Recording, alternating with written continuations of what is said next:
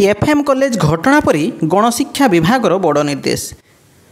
राज्यर समस्त सरकारी स्कूल मानकरी कॉलेज भली आभ्यंतरीण अभियोग कमिटी आईसीसी गठन करने गणशिक्षा विभाग पक्षर निर्देश जारी होईछि।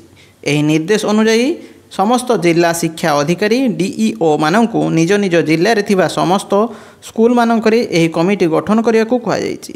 बालेश्वर एफएम कॉलेज छात्री आत्माहुति मामलें गणशिक्षा विभाग चेता पशिछि। कड़ाकड़ी नियम लागू पाई गणशिक्षा विभाग बड़ निर्देश। बालेश्वर एफएम छात्री मृत्यु पर सजग होईछि गणशिक्षा विभाग।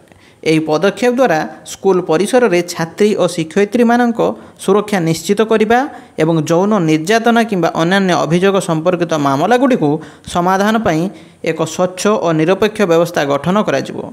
एही आभ्यंतरीण अभियोग कमिटी आईसीसी यौन निर्यातना निवारण आईन 2013 पोस एक्ट अनुजाई गठन कराजिवो।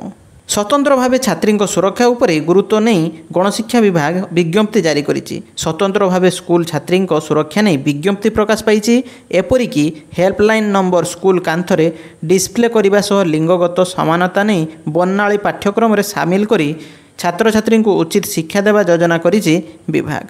समस्त विद्यालय रे शिक्षयित्री महिला कर्मचारी और छात्री मानक सुरक्षा को नजर रखी गणशिक्षा विभाग एभली पदक्षेप आपणाइछि। पूर्वर 24 घंटा मध्य सबु कॉलेज रे आभ्यंतरीण कमिटी गठन बाध्यतामूलक नहीं बड़ निर्देश आसीतिला। सबु कॉलेज विश्वविद्यालय पई एही नियम लागू हेबो। केवल सेतिक नुहे यौन उत्पीड़न रोकवा दिगरी कराजिवो कर्मशाला। बालेश्वर अघटनर 3 दिन पर एभली नियम लागू नहीं सबु उच्च शिक्षानुष्ठान को उच्च शिक्षा विभाग चिठी लिखिथिले।